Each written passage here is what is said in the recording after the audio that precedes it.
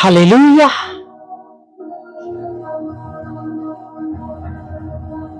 Praise the lord.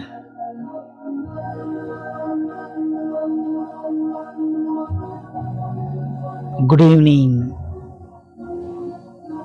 સાદની સલામ. પ્રભુ ઈસુ તમને આશીર્વાદ આપો. હાલેલુયા. હા, પ્રભુ ઈસુ તમને આશીર્વાદ આપો.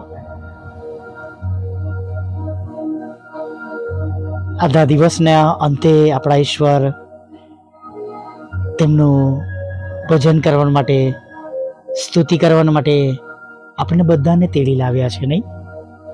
હાલેલુયા. અને જેમ નીતિ વચનમાં વાંચીએ જ નહીં કે તેમના આશીર્વાદોમાં કોઈ ખેદ મિશ્રિત નથી. હાલેલુયા. Praise the lord. વચન તો કહે છે કે યહોવાનો આશીર્વાદ ધનવાન કરે છે અને તેની સાથે કોઈ ખેદ મિશ્રિત નથી. યહોવાનો આશીર્વાદ ધનવાન કરે છે. તો ઘણી વાર હું વિચારું છું કે આ જગતના લોકો ધનવાન થવા માટે કેટલી બધી મહેનત કરે છે. અને વચનમાં વાંચે કે તનતોડ કરી, નીતિ વચનમાં વાંચે છે તનતોડ કરીને મહેનત ન કર. હાલેલુયા. Praise the lord. અને ખરેખર જે બાબતો પ્રભુએ આપણને કહી છે એટલી સહેલી છે, જેને આપણે અઘરી સમજીને આપણે પાડતા નથી. ગયા માસમાં આપણી પાસે ઈશ્વરનું વચન હતું કે તેને વહાલા ઉમતા હોય તો પરથી તેને સારા દાન આપે છે. હાલેલુયા. ખોરાક આપે છે, સારી બાબતો આપે છે, પણ કે છે જે બધું વ્યર્થ બાબતો છે એ આપણે કરવાની નથી. જે વૈતરું છે એ આપણે નથી કરવાનું, નહીં? કેમ કે ઈશ્વરનો આશીર્વાદ આપણને ધનવાન બનાવે છે. અને જ્યારે ઈશ્વર આપણને ધનવાન બનાવે છે ત્યારે જગત પ્રમાણેનો હોતો નથી. હાલેલુયા. જગત પ્રમાણેનો નથી. એ જગતના લોકો નાણાંથી કદાચ એને માપતા હોય તો નાણાં તો કાલે ખતમ થઈ જશે, નહીં? કોરોના વાયરસમાં કોઈ નાણાં કોઈને બચાવી શક્યા નહીં. અને નોટબંધી વખતે પણ એ બધા નાણાંની જે કેન્સલ થયા એનું મૂલ્ય શૂન્ય થઈ ગયું. એટલે જગતનું ધન, ઝવેરાત આ બધાનો કોઈ અર્થ નથી. એ જગતમાં છોડીને જવાનું છે. અને એ બાબતો એવી છે કે એ તો આપણા જીવન પૂરતી મર્યાદિત છે, કારણ કે આપણી સાથે હંમેશા માટે આવવાની નથી. મારા ઘરની અંદર ચોક્કસ દરેકને માટે મૃત્યુ છે, દરેકનો અંત છે. એમ છેક મારા દાદા દાદીથી લઈને મારા મમ્મી પપ્પા સુધી હવે જોયું. જેમનું જે બધું હતું તેઓ અહીં પૃથ્વી પર જ મૂકીને ગયા છે. કોઈ કશું લઈ જઈ શક્યું નથી. અને એક સ્પષ્ટ મેસેજ છે કે આપણે આ જગતનું ધન ભેગું ન કરીએ, આ જગત પ્રમાણે જીવન ન જીવીએ, આ જગત પ્રમાણે ધનવાન બનવાના પ્રયત્ન ન કરીએ, કેમ કે એ બધું તો અહીંયા જ મૂકીને જવાનું છે. ભલા મિત્રો, બહુ કડવી વાત છે, પણ આ એક સનાતન સત્ય છે કે આપણે એ જ બાબતો પ્રયત્ન કરીએ છીએ કે જેને ઈશ્વર વ્યર્થ ગણે છે. એ જ બાબતોને મેળવવા પ્રયત્ન કરીએ છીએ. એ જ બાબતો મેળવવા માટે તનતોડ મહેનત કરીએ છીએ. એ જ બાબતો મેળવવા માટે આપણે દિવસ અને રાત એક કરી દઈએ છીએ. ખરેખર ઇટ ઇઝ યુઝલેસ. એ બધી બાબતો નકામી અને કામ વગરની છે. અને જો આજે આપણે સમજી જઈએ કે આ બાબતો કરીને કોઈ ફાયદો નથી, અને જે ઈશ્વર ગમે છે, જે ઈશ્વરને ગમે છે, જે પ્રભુ ચાહે છે એ પ્રમાણે કરવાનું છે,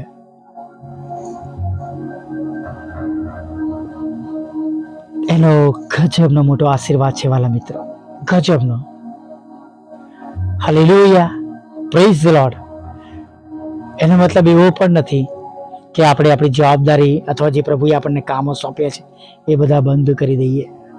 પણ વાલા મિત્રો, આપણે એક જ તરફ ના વિચારીએ, એક જ બાજુ પર ન ચાલીએ. અને એનો મતલબ એવો પણ નથી કે બંને જિંદગી જીવીએ. બહુ કડવી વાત છે વાલા મિત્રો. એક શબ્દ છે ફ્રેન્ડલી અને ફેમિલિયર. એક હેરલાઇન નો ફરક છે. હું બાળકોને કહેતો હતો કે તમે જોબ કરો ત્યારે તમારા ગેસ્ટ સાથે ફ્રેન્ડલી રહો, ફ્રેન્ડલી, પણ ફેમિલિયર ના બનો. અને એ તમારા ખભા પર હાથ મૂકે એવું ન થવા દો, પણ તમારી સાથે હસ્તધૂન કરીને હાથ મિલાઈને એ આનંદ કરે, સારા વ્યક્તિને મળ્યો, એ પોતાની મુશ્કેલી તમને કહી શકે એવું થવા દો. હે, એટલે આપણે પણ જગતમાં જીવીએ છીએ ત્યારે જે આપણી પ્રમાણે આપણે જીવવું જોઈએ એ જ પ્રમાણે જીવીએ. એનાથી વધારે આપણે એ બાબતોને આપણા મગજ પર ન ચડાવીએ. સતત જાણે કે કોઈ ઓવરટાઈમ પર ઓવરટાઈમ કરતો હોય અને મહિનાઓ પછી ઘરે આવે તો ઘરમાં એક સભ્ય પણ ના મળે, અડોશ પડોશમાં ન મળે, તેના શહેરમાં ઘણા બધા એના મિત્રો મંડળ ના મળે, જાણવા મળે કે પ્રભુ આવ્યા અને બધાને લઈ ગયા, તો ત્યારે રડવું અને દાંત પીસવું થશે. અરે હું તો એમના માટે જ ધન ભેગું કરતો હતો, હું તો મારા કુટુંબ માટે જ ભેગું કરતો હતો, હું મારી પત્ની માટે, મારા બાળકો માટે, મારા કુટુંબ માટે. પણ હવે એનો કોઈ જાણે અર્થ રહ્યો નથી, કેમ કે તેમને તો રૂપાંતર થઈ ગયું છે. પ્રભુએ તેમને ઉચકી લીધા છે. જો એવું આપણે જોઈએ, સાંભળીએ, એવું જોવા મળે તો એ કેટલી ગંભીર બાબત છે, કેટલો મોટો મેસેજ છે. મેં કહ્યું હતું નીલાબેનના દીકરા સેલ્વિનની વાત મેં એક દિવસ કરી હતી કે મારા જમાઈને અચાનક પથરીનું પેન ઉપડ્યું હતું. મને હજુ પણ યાદ છે, ડિસેમ્બર માસ હતો અને અમે વહેલી સવારે વાહન લઈને ગયા હતા અને નીલા સિસ્ટરના ઘેરથી તેમને પણ અમે લઈને ગયા હતા. એનો દીકરો ઉઠ્યો, કોઈને ઘરમાં જોયા નહીં અને ફોન કરીને પૂછવા લાગ્યો, તમે મને ઘરમાં કોઈ દેખાતા નથી, કયા ગયા છો? થોડી વાર માટે જ એને કયા વગર ઘરમાંથી અમે હોસ્પિટલ આવ્યા હતા. એ દીકરો આક્યો વ્યાકુળ થઈ ગયો હતો. પણ જો એવું ખરેખર એવા સમયમાં બને કે પ્રભુ બધાને ઉંચકીને લઈ લે અને કોઈક એવું રહી જાય જેણે પ્રભુના ધોરણ પ્રમાણે જીવન પસાર કર્યું નથી, જે પ્રભુમાં નથી અને છેક છેલ્લી મેળ સુધી જગતની બાબતોમાં જ રહ્યો છે. વાલા મિત્રો, જાગીએ, જાગીએ, બેઠા થઈએ, એટલા માટે કે દિવસો બહુ દૂર નથી, એ સમય બહુ દૂર નથી, પણ એ સમય જેમ લખવામાં છે એમ કે પ્રભુનો દિવસ ચોરના પેઠે આવશે. કે છે જો ચોર કઈ વેળા આવશે તો કે એ સમયે ચોકીદાર જાગતો રહે અથવા માલિક, ઘરનો માલિક જાગતો રહે. પણ તમે અને હું નથી જાણતા વાલા મિત્રો, અને માટે જાગતા રહીએ. ઘણા બધા સુંદર ઉદાહરણો છે એના માટે, દ્રષ્ટાંતો છે, પણ સમયની તરફ દ્રષ્ટિ કરતા આજના નાના ઓડિયોમાં એ કહેવા માંગુ છું, સમય પાસે છે. એ બધી બાબતો બંધ કરીને, ઈશ્વરને ગમતી બાબતો કરીને ઈશ્વરની પાછળ ચાલીએ. હાલેલુયા. અને જુઓ, તમારી અને મારી જરૂરિયાતો ઈશ્વર પહેલેથી જ જાણે છે, આપણે બોલ્યા અગાઉ જાણે છે. તે તમને અને મને આપ્યા વગર રહેશે નહીં. Praise the lord. હાલેલુયા. નાની પ્રાર્થનામાં ભાગ લઈએ. ભલા પ્રભુ, અમે તમારી સ્તુતિ કરીએ છીએ અને અમે તમારો પુષ્કળ આભાર માનીએ છીએ.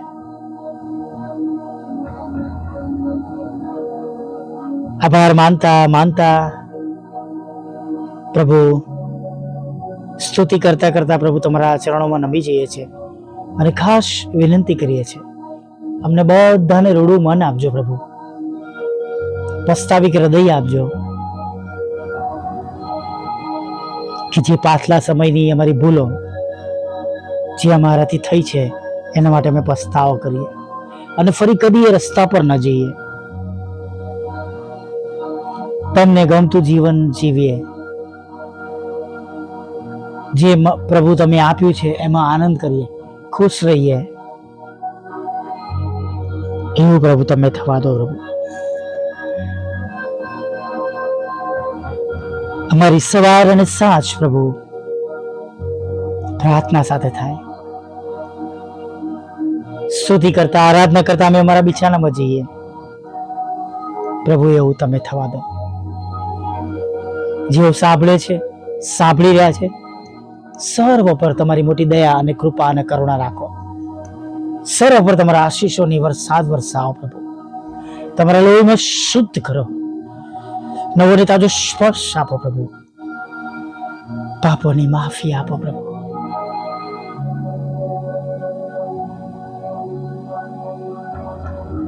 તમારા બાળકોના રોજગારને આશીર્વાદિત કરો, તેમની જરૂરિયાતોને પ્રભુ તમે પૂરી પાડો, તેમના હૃદયની ઈચ્છાને પૂરી પાડો, વિદેશ જવું છે તેના માર્ગોને ખુલ્લા કરો, લગ્નનો આશીર્વાદ આપો, બાળક ધનનો આશીર્વાદ આપો પ્રભુ. દુઃખદાયક પરિસ્થિતિમાં છે, નિરાશ છે, વિધવા બહેનો છે, વિધુરો છે, અનાથો છે, મન બુદ્ધિના લોકો છે, માનસિક રોગીઓ છે, વિકલાંગો છે પ્રભુ, મદદ કરો પ્રભુ તમે તેમને. વ્યસનોમાંથી બહાર કાઢો, જુગારમાં પ્રભુ છે અને પ્રભુ ખરાબ નશાઓ કરી રહ્યા છે, છુટકારો આપો, છોડાવો પ્રભુ, તેમનો નાશ ન થાય પ્રભુ. જુદા જુદા રોગોમાં સબળી રહ્યા છે, હા પ્રભુ તમે તેમને સાજા કરો. ગમે તેવા જીવના રોગ હોય પણ તમે તો એવા ઈશ્વર છો, તમે તેમને તેમાંથી સાજા કરી શકો એવા એકમાત્ર ઈશ્વર છો, તેઓ સાજા થાય એમ અમે પ્રાર્થના કરીએ છીએ પ્રભુ. અત્યારે ખાસ પ્રાર્થના કરીએ છીએ જેઓ લગ્નની ઉંમરના છે, તમે તેમને લગ્નનો આશીર્વાદ આપો,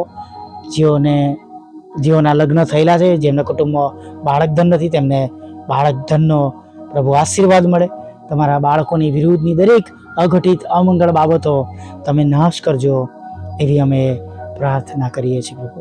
અને ખાસ પ્રભુ પ્રાર્થના કરીએ છીએ જેમને લોહીના રોગ છે, કિડનીઓ કામ કરતી નથી, આંખેથી દેખાતું નથી પ્રભુ, કાનેથી સંભળાતું નથી, લોહી જાડું થઈ ગયું છે, લોહી પાતળું થઈ ગયું છે, શક્કર વધી ગઈ છે, શક્કર ઓછી થઈ ગઈ છે, બ્લડ પ્રેશર વધારે કે ઓછું છે પ્રભુ પિતા, અને પરમેશ્વર પિતા યુરિન પાસ થતું નથી, સિસ્ટમ્સ કામ કરતી નથી પ્રભુ, આંખેથી દેખાતું નથી, કાનેથી સંભળાતું નથી, ચક્કર આવી રહ્યા છે પ્રભુ, ઘૂંટણો દુખી રહ્યા છે પ્રભુ પિતા, કરોડરજ્જુમાં પ્રભુ દુખાવો છે, હાથ પગ ઊંચા નીચા થતા નથી પ્રભુ પિતા, અને પ્રભુ ખાવાનો પ્રશ્ન છે, અન્નનળીનું કેન્સર છે પ્રભુ પિતા, મુખનું કેન્સર છે પ્રભુ પિતા, ચાંદા પડી ગયા છે, દાંત નથી રહ્યા પ્રભુ પિતા, અને પ્રભુ ઘણા બધા એવા લોકો છે કે જેમના શરીરમાં જુદા જુદા તાવ છે, અલગ અલગ પ્રકારના વાયરસો પ્રભુ જે નીકળ્યા છે તેની અસર હેઠળ છે પ્રભુ. ત્યારે પ્રાર્થના કરી છે એવા રોગોને તમે દૂર કરજો, અને દરેક પ્રકારના વાયરસો અને પ્રભુ જે કંઈ મરકીઓ છે એનાથી તમારા સર્વ બાળકોનું રક્ષણ કરજો, તેમને તંદુરસ્ત રાખજો, મુસાફરીમાં સલામત લઈ જાઓ, સ્કૂલ કોલેજમાં તમે તેમની સાથે રહેજો,